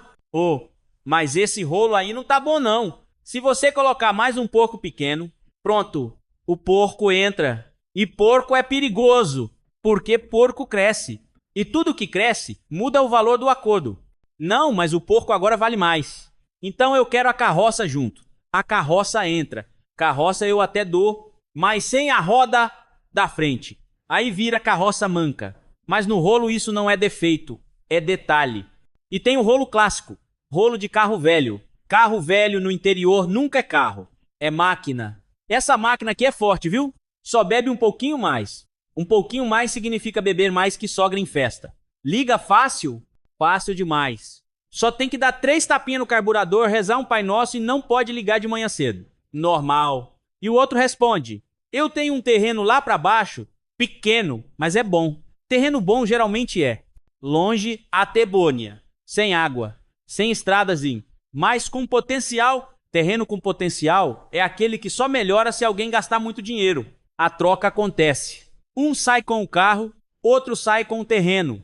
2 meses depois, os dois estão reclamando. O do carro, rapaz, esse carro só dá problema, mas foi um bom negócio. O do terreno, rapaz, esse terreno não dá nada, mas foi um bom negócio. Porque no rolo, ninguém admite derrota. Jamais. E tem o rolo mais perigoso de todos. Rolo de animal. Animal não fala, mas quem vende fala por ele. Essa vaca aqui dá leite que é uma beleza. Só não deu hoje porque tá nervosa. Vaca nervosa é desculpa oficial. E ela é mansa? Mansa que só vendo, pode entrar no pasto cantando, que ela nem olha. No dia seguinte, a vaca tenta matar o novo dono. Mas ela era mansa. Ficou nervosa com mudança de ambiente. Claro, até vaca sofre de ansiedade social no rolo. E o cavalo então, cavalo de rolo, sempre tem história. Esse cavalo corre demais. Não corre em pista porque fica com dó dos outros. Cavalo solidário. Ele pula a cerca só se precisar. Precisa sempre. Depois da troca, o cavalo não anda nem a pau. Ele estranhou você. Cavalo sente energia. O cavalo virou terapeuta energético. Outro rolo clássico, rolo de ferramenta. Ferramenta no interior nunca é usada. Ela quase foi usada. Essa furadeira aqui é nova. Só furei uns 2 buraquinhos. 2 buraquinhos que parecem ter passado por guerra. E funciona bem? Funciona demais. Só esquenta um pouco. Esquenta tanto que dá para fritar ovo. E no rolo sempre entra uma diferença. Tá, mas aí tem diferença. Quanto? Uma diferençazinha. Diferençazinha é conceito abstrato. Pode ser R$10. Pode ser um bode. Pode ser 3 galinhas e um saco de ração. Já vi rolo que terminou com... Então fica assim. Você me dá isso, eu te dou aquilo. Mais o cachorro só depois que ele desmamar. Rolo parcelado em cachorro. E o cachorro nem sabia que fazia parte do acordo. Tem também o rolo com promessa futura. Eu te dou isso agora. E na época da colheita eu te acerto com milho. Milho futuro é igual promessa política. Quando chega a colheita, esse ano deu pouco, mas ano que vem melhora. E o rolo se estende por gerações. Tem família inteira vivendo de rolo antigo. Esse terreno aqui era para ser meu... Mas ficou no rolo do meu avô com o avô dele. Rolo hereditário. E o mais bonito é que ninguém briga. Porque brigar quebra o espírito do rolo. No máximo um resmungo. Rapaz, acho que nesse aí eu levei prejuízo. Mas logo completa. Mas foi bom negócio. Sempre. E existe o rolo supremo. Rolo sem saber o que tá trocando. Você troca isso aqui por aquilo ali? Troco. Mas você nem viu direito. Confio em você. Confiar no rolo é fé cega. Depois abre a caixa. Que trem é esse? Ah, isso aí dá para arrumar. Tudo dá para arrumar no rolo, menos a consciência depois. E tem o rolo feito só para contar história. O sujeito nem quer o objeto, quer a narrativa. Esse motor aqui eu troquei por um carneiro. O carneiro eu troquei por uma moto. A moto eu troquei por um freezer. O freezer eu troquei por esse motor. E o motor não funciona. Mas a história funciona perfeitamente. No interior, status não é dinheiro. É quantidade de rolos bem contados. Quanto mais absurdo, melhor. Eu troquei uma galinha por um celular. Que celular? Não funciona, mas valeu a pena. Claro que valeu. Virou história. E ninguém nunca pergunta. Mas você precisava disso? Porque rolo não é necessidade. É esporte. Se tivesse Olimpíada de rolo, interior ganhava ouro, prata e bronze. E o juiz ainda ia sair devendo. No fim das contas, rolo é isso. Ninguém sabe quem ganhou. Ninguém sabe quem perdeu. Mas todo mundo tem história para contar. E no outro dia, lá na venda, no boteco, na beira da estrada, alguém sempre fala: rapaz, deixa eu te contar um rolo que eu fiz. E todo mundo senta, porque rolo bom não se escuta em pé. E se você nunca fez um rolo desses, então, meu amigo, você ainda não viveu o interior de verdade. Ô, meu compadre, deixa eu te falar uma coisa aqui rapidinho, só. Se ainda não entrou na loja do Chicão, entra lá agora um minutinho, porque tem um tanto de coleção de produto, tudo no jeitinho do nosso povo. Coisa escolhida a dedo para quem gosta desse clima de boteco, risada e vida real. E ó, pode ir sem medo, que o vídeo não acabou não, daqui pra frente o clima vai esquentar, porque ainda vem mais de 1 hora de causos, piadas e história boa, daquele jeito que só o Chicão sabe contar. Agora vai lá na loja, dá uma olhada e volta correndo, porque o trem aqui vai pegar fogo. O pote número 13. O cara tava andando pela rua e viu uma placa dizendo: clínica médica, tratamos qualquer doença, resultado garantido ou seu dinheiro de volta em dobro. E pensou: esses caras estão se achando esperto, vou enganá-los e ainda tirar uma grana. Entrou na clínica, pagou a consulta e o médico o recebeu sorridente. Pois não, o que o traz até aqui? Doutor, estou aqui com um grande problema, perdi meu paladar, não consigo sentir mais o gosto de nada. Água, café, feijão, arroz, tem tudo a mesma falta de gosto. E o médico: ah, pois não. Enfermeira, por favor, o pote número 13. E veio o pote cheio de merda, o médico encheu uma colher e enfiou na boca do paciente. Que é isso? O senhor me deu merda? Tá doido? E o médico imediatamente: pronto, recuperou seu paladar, tá curado. O cara saiu puto da vida pensado: desgraçado, me pegou dessa vez, mas agora tem que recuperar minha grana. Dessa vez vou meter uma infalível. Uns dias depois entrou na clínica, pagou novamente a consulta e, ora, o senhor aqui de novo. E o paciente: como assim de novo? Quem é o senhor? Quem sou eu? Perdi minha memória, o que estou fazendo aqui? O médico, sem pestanejar: ah, pois não, enfermeiro, o pote 13. Pote 13 de novo? Não, porra. Maravilha, recuperou a memória, está curado. E o cara, puto da vida: mas que filho da puta, levou meu dinheiro de novo, não é possível, dessa vez não vou dar chance. Uma semana depois estava ele de novo. Mas vejam só, o senhor novamente: em que posso ajudá-lo dessa vez? Pois é, doutor, estou acabado dessa vez, perdi o tesão, não tenho mais vontade de comer ninguém. Veja a Luísa Elitenhofen, a Solange Frazão, a Vera Fischer e nada. Não tenho mais vontade nenhuma. O médico pensou um pouco e solicitou: e enfermeira, o pote? Se vier com essa porra de pote 13 mais uma vez, vou fuder com o senhor, vou fuder com essa enfermeira filha da puta, vou fuder com todo mundo. Pronto, já recuperou seu tesão novamente, já tá curado. Lições de marketing. Você vai a uma festa e vê uma garota atraente do outro lado da sala. Você chega pra ela e diz: oi, sou muito bom de cama, tá interessada? Isso é marketing direto. Você vai a uma festa e vê uma garota atraente do outro lado da sala. Você dá um toque em seu amigo. Ele chega pra ela e diz: oi, meu amigo, ali é muito bom de cama, tá interessada? Isso é propaganda. Você vai a uma festa e vê uma garota atraente do outro lado da sala. De alguma maneira você descobre o telefone dela. Você telefona, bate um papinho e diz: oi, sou muito bom de cama, tá interessada? Isso é telemarketing. Você vai a uma festa e vê uma garota atraente do outro lado da sala. Você chega perto dela com a melhor roupa, usa o melhor perfume, dá o melhor sorriso e começa a conversar. É super educado, anda com charme, abre a porta para ela. Depois olha para ela e diz: sou muito bom de cama também. Tá interessada? Isso é campanha de marketing. Você vai a uma festa e vê uma garota atraente do outro lado da sala. Você a reconhece, vai até ela, refresca a memória e a faz rir. Então diz: continuo bom de cama. Tá interessada? Isso é manutenção de clientes. Você vai a uma festa e vê uma garota atraente do outro lado da sala. Ela vem até você e diz: oi, ouvi dizer que você é muito bom de cama. Tá interessado? Isso é o poder da marca. TCC Mackenzie. Pedido de aluno do Mackenzie ao Café Pilão.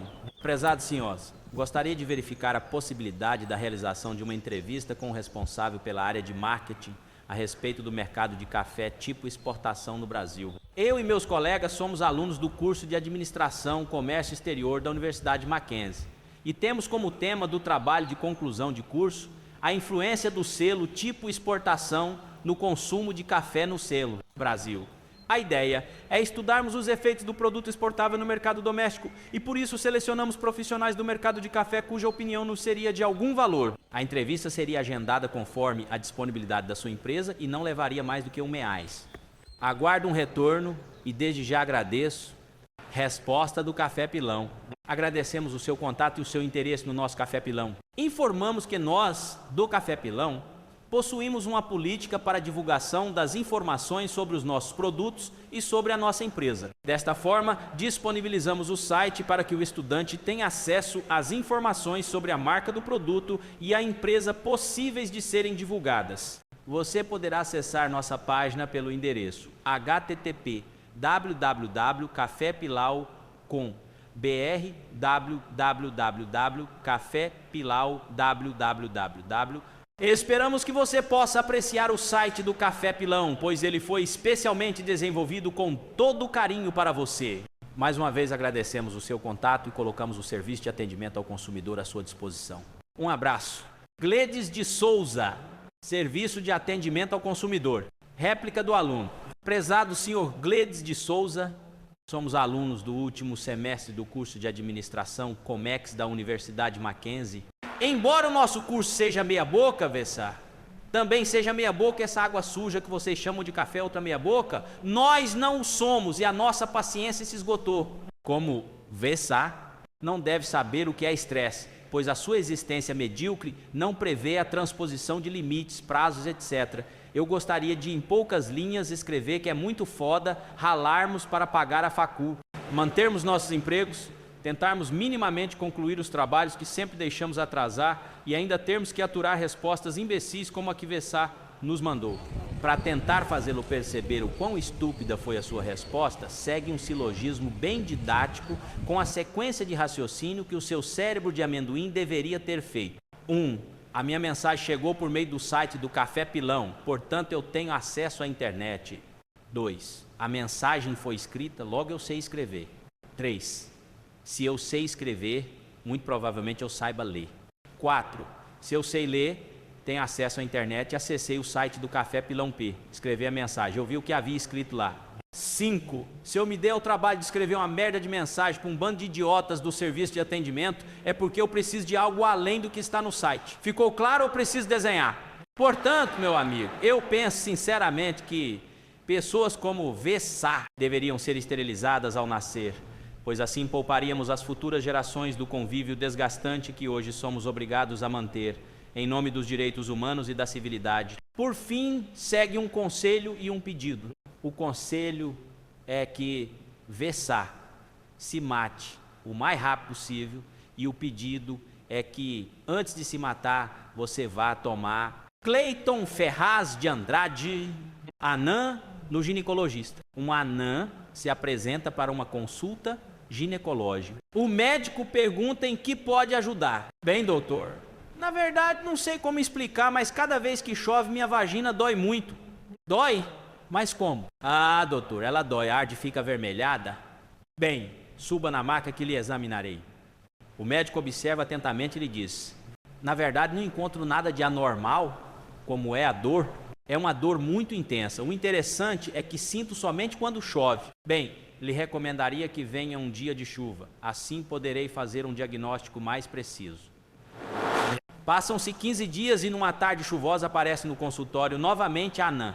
Ai, doutor, não aguento mais de dor. Hoje que está chovendo, está doendo muito novamente.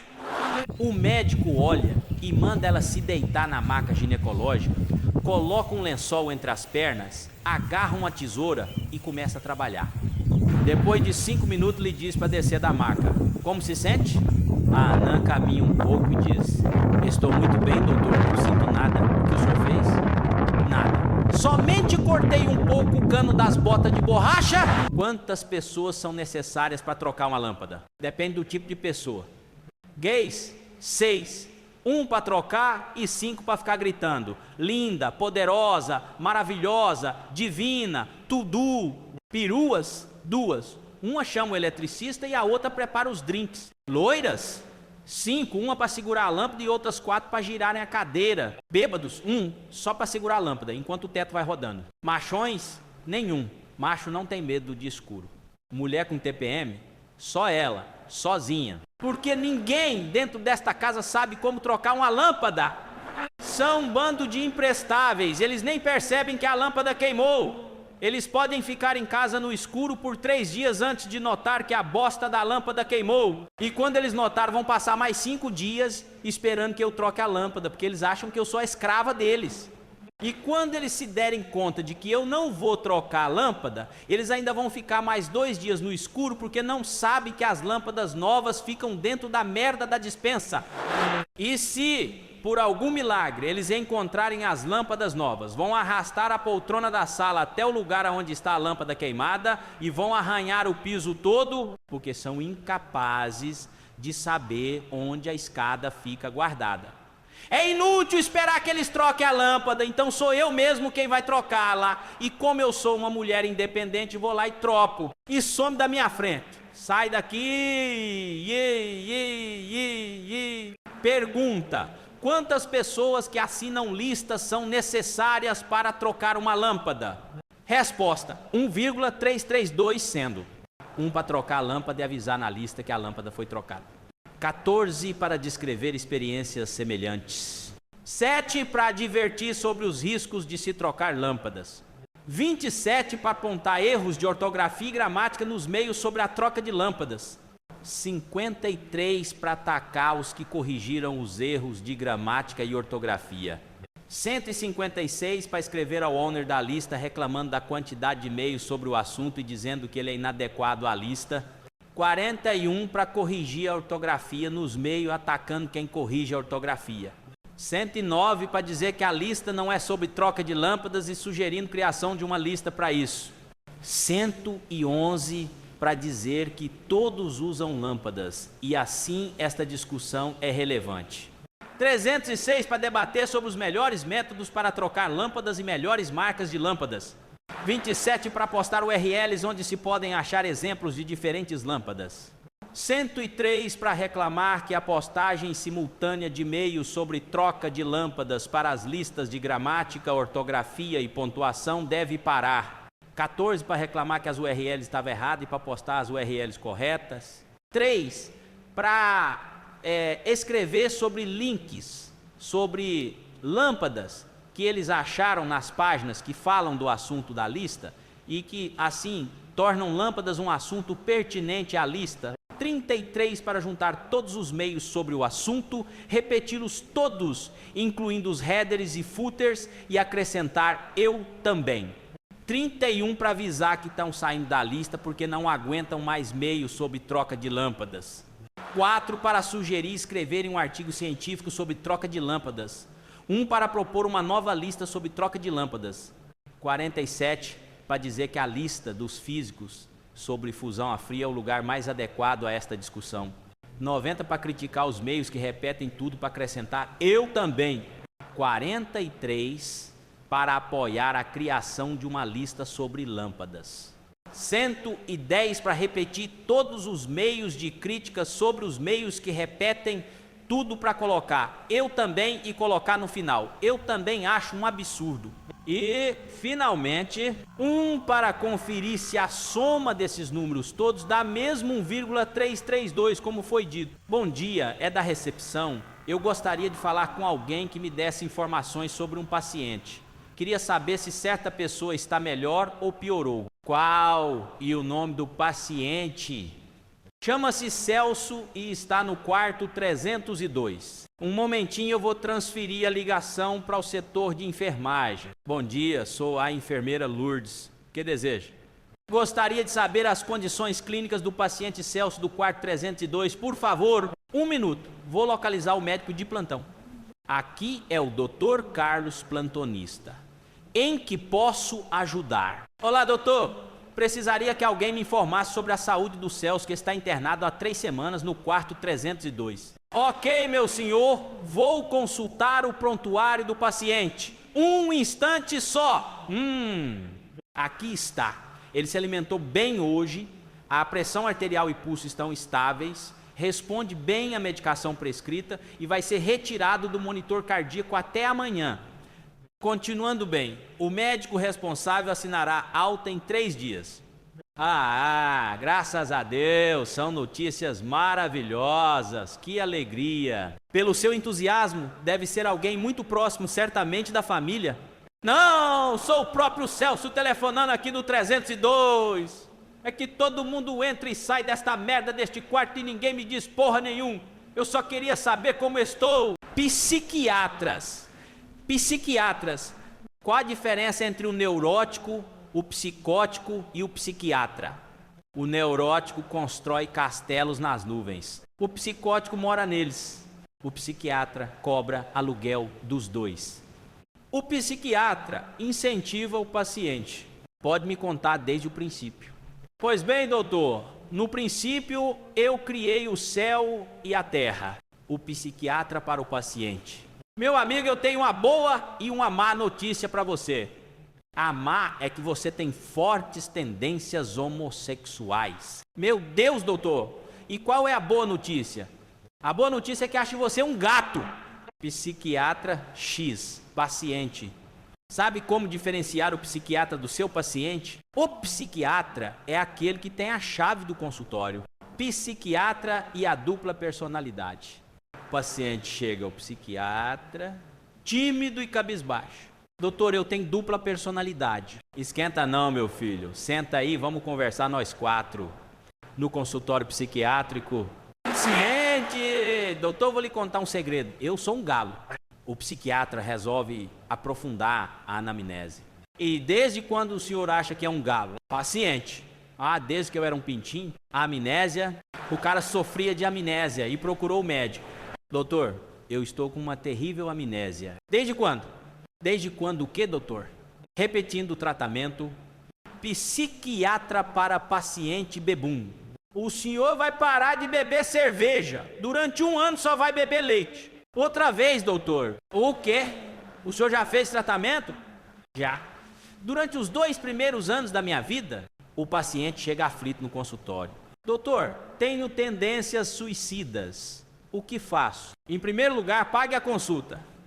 No psiquiatra. Doutor, tenho complexo de feia. Que complexo? Que nada. Um psicanalista no consultório de outro. Doutor, venha ao colega para me aconselhar em um caso impossível. Qual? Estou atendendo um argentino com complexo de inferioridade. Ele e ela no escritório. Ele tem uma foto da família em cima da mesa. Ele é um homem sério e responsável. Ela tem uma foto da família em cima da mesa. É daquelas que põe a família acima da carreira profissional e da empresa. A mesa dele está desarrumada. Culpado. Obviamente é um homem muito ocupado e trabalhador. A mesa dela está desarrumada. Vê-se claramente que é uma mulher desorganizada e trapalhona. Ele conversa com os colegas de trabalho. Deve estar comentando os últimos negócios da empresa, né? Ela conversa com os colegas de trabalho. Só pode ser fofoca. Ele não está no escritório. Deve ter ido visitar um cliente importante. Ela não está no escritório. Deve ter ido passear no shopping. Ele foi almoçar com o chefe. Agora sim é que vai subir na empresa. Ela foi almoçar com o chefe. Aí tem. Ele vai se casar. Vai estabilizar na vida. Vai estabilizar na vida. Ela vai se casar. vai ficar grávida, pedir licença e passar 1 ano e meio sem trabalhar às custas da empresa. Ele vai ser pai, tem que aumentar seu salário. Ela vai ser mãe. Que chatice, só vai trazer despesas para a empresa. Ele sai em viagem de negócios, é bom para sua carreira profissional. Ela sai em viagem de negócios. Tem marido que é cego. Vingança! Um homem entra num restaurante e vê uma mulher muito bonita sozinha numa mesa. Ele se aproxima e pergunta: tô vendo você sozinha nessa mesa. Posso sentar-me e fazer-lhe companhia? Escandalizada, a mulher berra: seu mal educado, transar comigo? Você acha que eu sou o quê? O restaurante todo ouviu. O rapaz, não sabendo onde pôr a cara, tenta consertar. Eu só queria lhe fazer companhia, mais nada. E você insiste, atrevido! O rapaz sai de fininho e vai sentar-se no outro canto do restaurante, cabisbaixo. Depois de alguns minutos, a mulher se levanta e vai até a mesa dele e diz baixinho: me desculpe pela forma como eu o tratei. É que sou psicóloga e estou estudando as reações das pessoas em situações inusitadas. E o homem berra: R$1.000? Você tá louca. Nenhuma puta vale isso. A extração do rim. A loira passeava pelo shopping quando de repente encontra uma velha conhecida. Nossa, maravilhosa! Como você emagreceu? Pois é, perdi 15 quilos. Eu tive de extrair um rim. Credo, eu não sabia que um rim pesava tanto. Velha amiga. Uma loira encontra uma amiga que não via há muito tempo. Menina, como você está diferente. Raspou o cabelo. Tá moderna. Balbucia a amiga. Tá bem mais magra. Diz entre dentes, amiga. Então me conta, o que você anda fazendo da vida? Eu tô fazendo quimioterapia. Ah, que legal. E quando você se forma? 389 Eva era loura. Descobriram o que Eva era loura. É que ela, numa bela tarde no paraíso, chegou por trás de Adão, tapou-lhe os olhos e perguntou: adivinha quem é? Últimas notícias de Lisboa. Últimas notícias de Lisboa. Gêmeo tenta se suicidar e mata o irmão por engano. 2 disques finados. Lançaram em Portugal o novo serviço por telefone. É o disque finado. Você telefona e ouve 1 minuto de silêncio. 3 curva perigosa. O português estava dirigindo uma estrada quando viu uma placa que dizia: curva perigosa à esquerda. Ele não teve dúvidas, virou à direita. 4 agendas de telefone. Por que os portugueses usam somente a letra T em suas agendas de telefone? Telefone do Antônio, telefone do Joaquim, telefone do Manuel, telefone do Pereira. 5 lojas de sapatos. O Manuel foi, na segunda-feira, a uma loja de sapatos. Escolheu e acabou se decidindo por um par de sapatos de cromo alemão. O vendedor entregou o sapato, mas foi logo advertindo-o: senhor, estes sapatos costumam apertar os pés nos primeiros 5 dias. Não tem problema, eu só vou usá-los no domingo que vem. 6 astronauta português. A NASA enviou ao espaço 3 macacos e 1 português. NASA para a nave. Macaco número 1, configurar painel de controle da espaçonave. Configuração efetuada. Macaco número 2, verificar a pressurização da espaçonave. Pressurização verificada. Macaco número 3, alinhar a rota da espaçonave. Rota alinhada. Astronauta português. Já sei. Põe comida para os macacos e não mexe em nada. 7 no trabalho. Conversa entre o empregado e o chefe, ambos portugueses. Chefe, nossos arquivos estão superlotados. Posso jogar fora os que têm mais de 10 anos? Sim, mas antes, tira uma cópia de todos. 8 no chuveiro. Manuel tá tomando banho e grita para Maria: ô Maria, me traz um shampoo. E Maria lhe entrega o shampoo. Logo em seguida grita novamente: ô Maria, me traz outro shampoo. Mas eu já te dei um agorinha mesmo, homem. É que aqui tá dizendo que é para cabelo seco e eu já molhei os meus. 9 segurança. O filho do português chega pro pai e diz: papai, posso ir lá fora ver o eclipse? Pode, meu filho, mas não chega muito perto. 10 sorte. O português vê uma máquina de Coca-Cola e fica maravilhado. Coloca uma fichinha e cai uma latinha. Coloca 2 fichinhas e cai 2 latinhas. Coloca 10 fichas e cai 10 latinhas. Então ele vai ao caixa e pede 50 fichas. Diz então o caixa: desse jeito o senhor vai acabar com as minhas fichas. Não adianta, eu não paro enquanto estiver ganhando. 11 brincando com perigo. O assaltante aborda o Manuel no meio da rua. Pare, grita. Impare. Grita de volta o Manuel, estendendo 3 dedos. Mas eu tô te roubando, explica o assaltante. Então não brinco mais. 12 segredos. O português passava em frente a um chaveiro quando viu uma placa. Trocam-se segredos. Parou abruptamente, entrou na loja, olhou para os lados e cochichou para um balconista: eu sou gay e você? 13 confiança. Essa aconteceu num quartel de Lisboa. O Joaquim estava dando guarda quando se aproxima um jipe com um soldado. Ele aponta o fuzil para a cabeça do motorista do jipe e pergunta rispidamente: você sabe a senha? Sei. Tudo bem, pode passar. 14 e 2 bastam. Você sabe quantos portugueses são necessários para afundar um submarino? 2. Um bate na porta, o outro abre. 15 no supermercado. Por que o português, cada vez que compra uma caixa de leite, abre-a ali mesmo, no supermercado? Porque na caixa está escrito: abra aqui, desar sem celular. Você sabe por que o português sempre deixa o celular em cima da máquina de lavar? Para não ficar fora da área de serviço. Como teu chefe te olha? O cachorro. Um cachorro entrou no açougue. O açougueiro espantou. Logo em seguida, o cachorro voltou. Novamente, ele pretendeu espantar o cachorro, mas percebeu que ele trazia um envelope na boca. Então o açougueiro pegou o envelope e viu dentro um bilhete e uma nota de R, 50, 0. O bilhete dizia: pode me mandar 12 salsichas e uma perna de carneiro, por favor? O açougueiro pegou o dinheiro, separou a salsicha e a perna de carneiro, colocou numa sacola de plástico junto com o troco e colocou na boca do cachorro. Muito impressionado, decidiu seguir o bicho, já que estava mesmo hora de fechar o açougue. O cachorro desceu a rua, no cruzamento, deixou a sacola no chão e apertou o botão para fechar o sinal. Esperou pacientemente, com o saco de volta à boca, o sinal fechar e atravessou a rua. Depois caminhou até uma parada de ônibus e o açougueiro seguindo-o.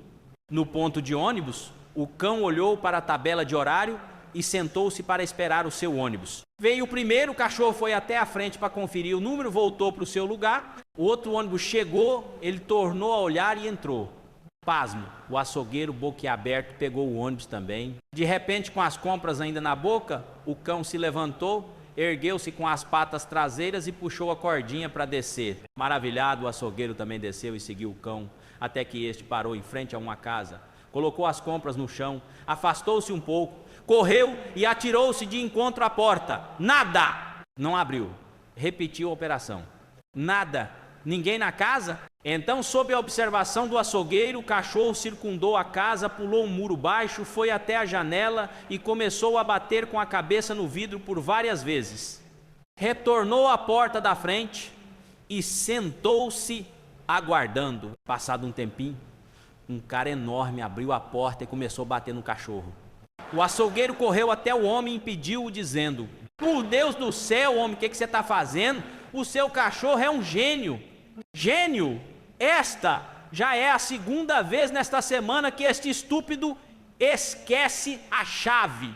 Moral da história: você pode continuar excedendo as expectativas, mas aos olhos do chefe estará sempre abaixo do esperado. Entenda o Mercosul. Aprenda antes que acabe. A Argentina, eles confundem primeira-dama com chefe de governo, luta livre com futebol e lamúrias de corno com música. Fizeram uma guerra contra uma ilha habitada apenas por pinguins e perderam. Paraguai, a rigor, não é nem país, é apenas uma feira livre com status de nação. Falsificam tudo: DVDs, cigarros, videogames e a história de Itaipu. Uruguai também não é exatamente um país, é uma fazenda. 90% da população é vaca, o resto é ovelha. Venezuela, eles têm certeza de que Simon Bolívar e o Batman são a mesma pessoa. O presidente é uma mistura de Fidel Castro com Didi Mocó. Tem muito petróleo, eles usam para beber e tomar banho. Países associados: Bolívia, o presidente é a cara do Zacarias. Chile, não é país, é molho apimentado. Peru, você levaria a sério um lugar chamado frango? Pois é. A maior intelectual deles é a Shakira. O restante vive em função da farinha. Equador não é país, é linha. E finalmente, Brasil, metade da população passa o dia inteiro batendo tambor para outra metade rebolar. Tem bananas na cabeça e tocam pandeiro por qualquer motivo besta, epidemia de disenteria, volta da dengue, aumento da inflação, etc. O presidente é um homem singular, nunca acertou um plural. Me digam como é que o Mercosul ainda não acabou. Definições que você tem que saber. É enfermidade temporária que se cura com casamento. Palavra de 4 letras, 2 vogais e 2 idiotas. Dor de cabeça. Anticonceptivo mais usado pela mulher destes tempos. Menina de 9 anos muito feia que corre mais que o primo. Língua. Órgão sexual que os antigos usavam para falar. Arquiteto. Disse do homem que não foi suficientemente macho para ser engenheiro e nem suficientemente bicha para ser decorador. Dançar. E a frustração vertical de um desejo horizontal. Órgão que serve para que pensemos que pensamos. Escoteiro, 40 crianças vestidas de idiota, comandadas por um idiota vestido de criança. Exame oral, prova para conseguir um estágio na Casa Branca. Tátua de um homem sem mãos ou parte das mulheres onde estão as mãos do homem. C. Candidato, pessoa que obtém dinheiro dos ricos e votos dos pobres para proteger-los uns dos outros. Urologista, especialista que vê o seu pênis com desprezo, o pega com nojo e lhe cobra como se o tivesse chupado. Confiança, via livre que se dá a uma pessoa para que cometa uma série de abusos. Diplomacia, arte de dizer lindo cachorro até encontrar uma pedra para tirar nele. Fácil, disse da mulher que tem a moral sexual de um homem. Ginecologista, especialista que trabalha no lugar onde outros se divertem. Herói, indivíduo que, diferentemente do resto, não pôde sair correndo. Homem, ser masculino que durante seus primeiros 9 meses de vida quer sair de um lugar em que tenta entrar pelo resto de sua vida.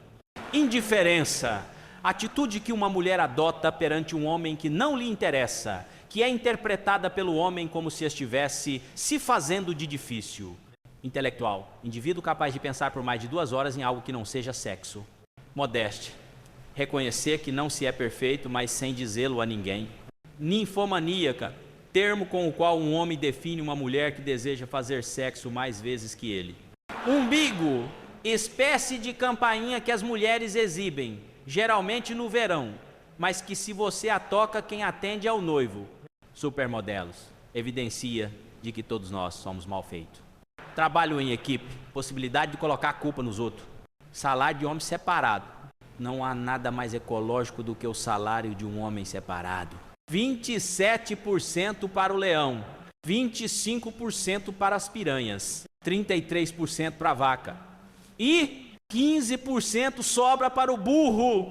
383. Jurisprudência. Corno, porém sensato. No meio de um julgamento, pergunta o juiz: o senhor chegou em casa mais cedo e encontrou a sua mulher na cama com outro homem, correto? Correto, meritíssimo, diz o réu de cabeça baixa. Continua o juiz. Então o senhor pegou sua arma e deu um tiro na sua mulher, matando-a na hora, correto?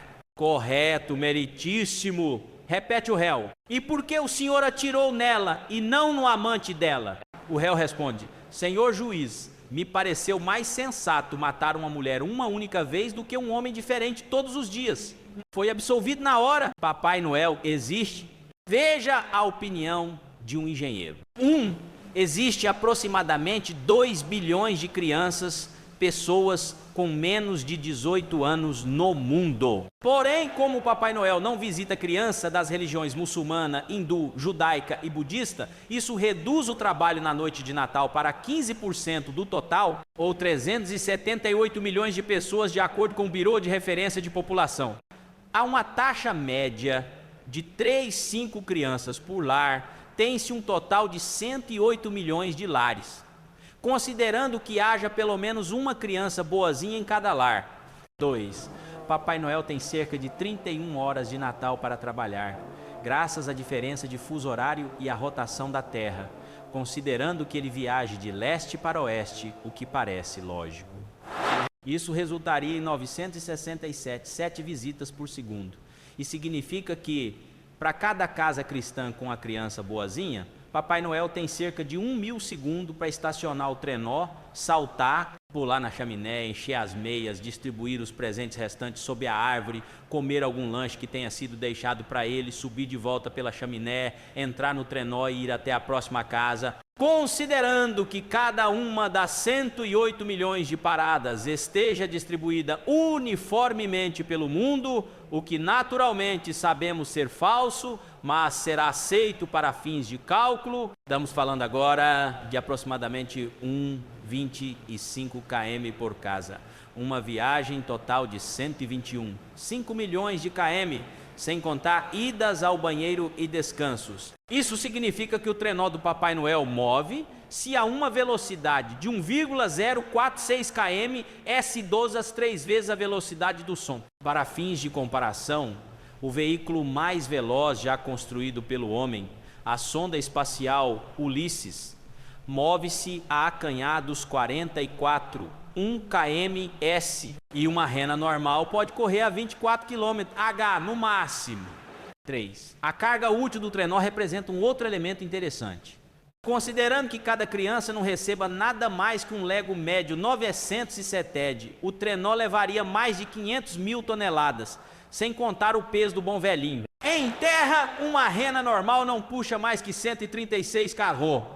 Mesmo admitindo que renas voadoras pudessem puxar 10 vezes o normal, o serviço não poderia ser feito com 8 ou 9 delas. Papai Noel precisaria de 360 renas. Isso aumentaria a carga sem contar o peso do trenó, mais 54 mil toneladas, ou aproximadamente 7 vezes o peso do Queen Elizabeth, o navio, não a monarca. 4. 50 mil toneladas viajando a 1,046 km.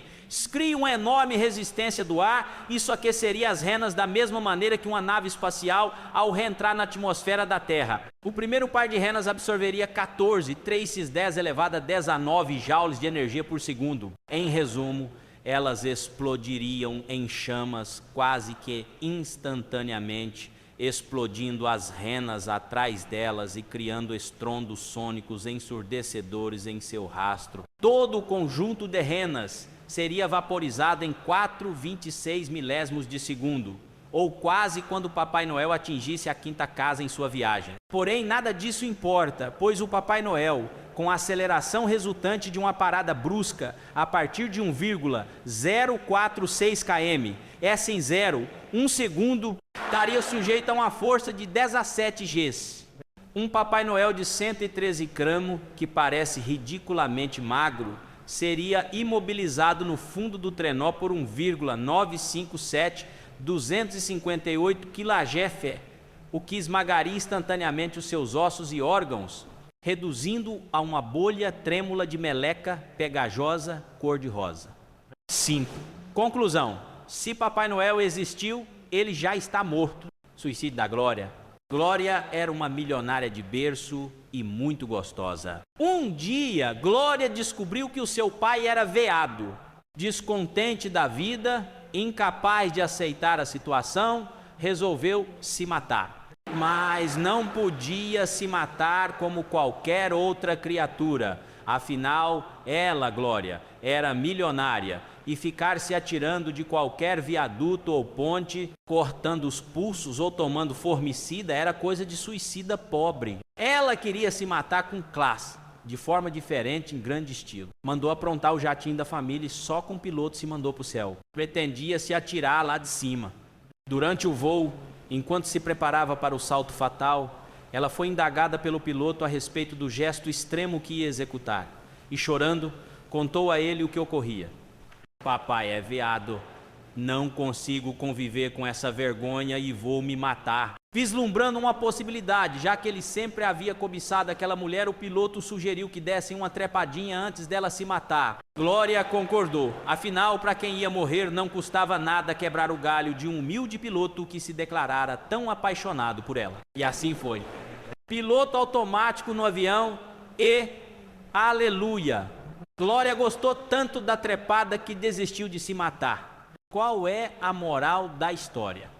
Glória deu nas alturas e o Pai na terra aos homens de boa vontade. Mulher doida, aquela mulher executiva, líder e dominadora, chegou em casa exausta e flagrou o marido na cama com outra mulher. Não conseguindo conter a raiva, ela pegou uma arma e arrastou o marido até a garagem. Chegando lá, prendeu o pênis dele numa morsa, apertou até ficar bem preso e retirou a alavanca da morsa.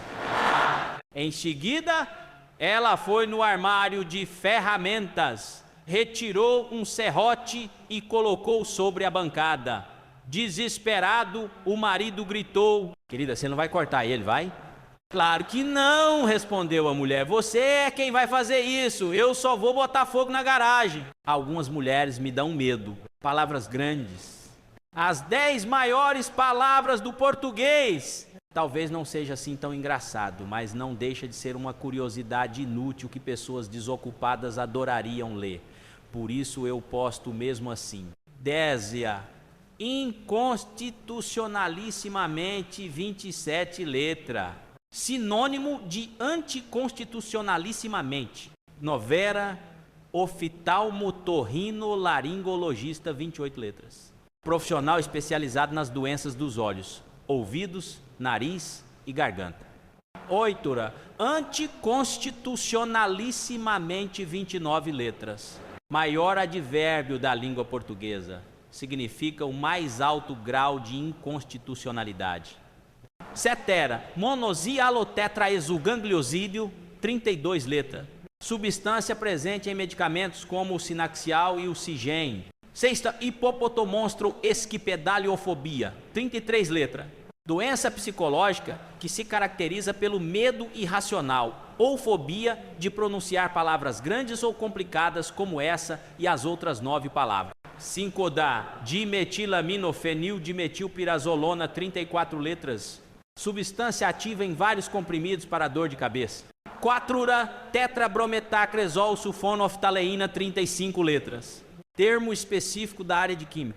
3 piperidino etoxicarbometoxibenzofenona, 37 letras. Substância presente em medicamentos como o Baralgin. 2 da paraclorobenze, o pirrolidinonetilbenzimidazol, 43 letras, 2. Mais do quanto derimaspor atracis da B0, substância presente em medicamentos como Ultraproct. Humor pneumoutra-microscópico silicovulcanoconiótico, 46 letras. Relativo a uma doença pulmonar aguda, causada pela aspiração de cinzas vulcânicas. Que conclusão vocês tiram disso? Eu descobri que todos os médicos devem andar com um dicionário debaixo do braço. Julgamento da velhinha. Qual a sua idade? A velhinha tem 86 anos, né? A senhora pode nos dizer com suas próprias palavras o que lhe aconteceu no dia 1º de abril do ano passado? Velhinha, claro, doutor. Eu estava sentada no balanço de minha varanda, num fim de tarde suave de verão, quando um jovem sorrateiramente senta-se ao meu lado. Aí, juiz, você o conhecia? Velhinha, não, mas ele foi muito amigável. Bom, o que aconteceu depois? Velhinha, depois de um bate-papo delicioso, ele começou a acariciar minha coxa. A senhora o deteve? Velhinha, não. Por que não? Velhinha, foi agradável. Ninguém nunca mais havia feito isto comigo desde que meu Ariovaldo faleceu há 30 anos. Bom, o que aconteceu depois? Velhinha, acredito que pelo fato de não ter-lo detido, ele começou a acariciar meus seios. A senhora o deteve então? Velhinha, mas claro que não, doutor. Por que não? Velhinha, porque, meritíssimo, ele me fez sentir viva e excitada. Não me sentia assim há anos. Bom, o que aconteceu depois?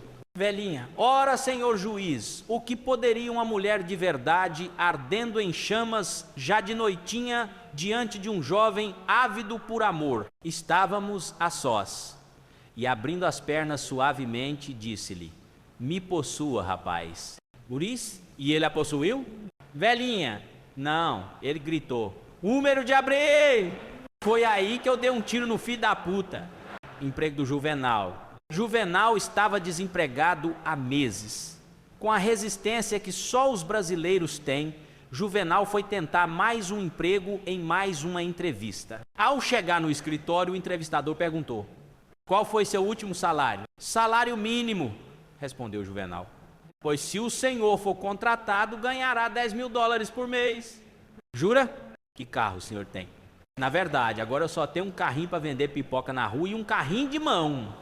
Pois se o senhor trabalhar conosco, ganhará um Audi para você e uma BMW para sua esposa. Tudo zero. Jura? O senhor viaja muito para o exterior? O mais longe que fui foi para Belo Horizonte visitar uns parentes. Pois se o senhor trabalhar aqui, viajará pelo menos 10 vezes ao ano para Londres, Paris, Roma, Mônaco, Nova York. Jura? E digo mais, o emprego é quase seu.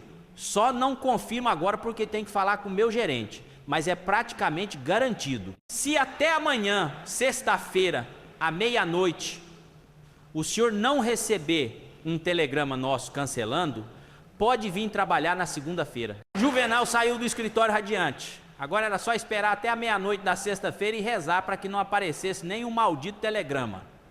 Sexta-feira mais feliz não poderia haver.